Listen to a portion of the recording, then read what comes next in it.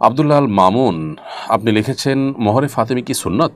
দেখুন, মোহরে ফাতেমি এটা সুন্নাত। নবী সাল্লাল্লাহু আলাইহি ওয়াসাল্লাম তার মেয়ে ফাতেমা রাদিয়াল্লাহু তাআলা আনহার জন্য যে মোহর ধার্য করে সেটা সুন্নাত। কিন্তু এটা ছাড়াও মোহরের আরও সুন্নাহ আছে, অর্থাৎ নবী করিম সাল্লাল্লাহু আলাইহি ওয়াসাল্লাম তার স্ত্রীগণের তো মোহর ধার্য করেছেন, মোহর দিয়েছেন, সেক্ষেত্রেও তো নবী সাল্লাল্লাহু আলাইহি ওয়াসাল্লামের সুন্নাহ সেটাও সাব্যস্ত হবে। ফাতেমা রাদিয়াল্লাহু তাআলা আনহাকে যে মোহরে বিয়ে দিয়েছেন ঠিক একই মোহরে তিনি নিজে বিয়ে করেননি, সব বিয়ে এক এক বিয়ে এক এক রকম করেছেন। এজন্য মোহরটি মূলত যার যার সাধ্য অনুযায়ী দিবে।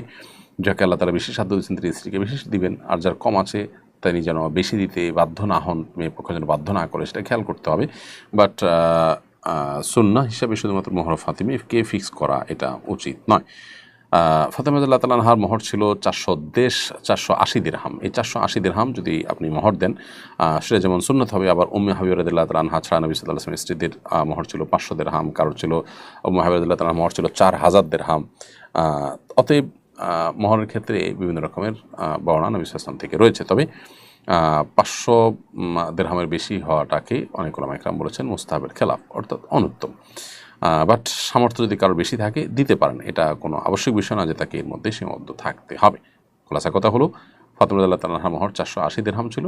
বর্তমান বাজার মূল্য হিসাব করে সেটা বের করে সেটাকে আপনি ধার্য করতে পারেন। আবার তার স্ত্রীগণকে তিনি মোহর দিয়েছেন কম বেশি, উম্মে হাবিবা ছাড়া অন্যদেরকে 500-র কাছাকাছি দিয়েছেন বিধায় সেটাও মোহরের সুন্নত হতে পারে।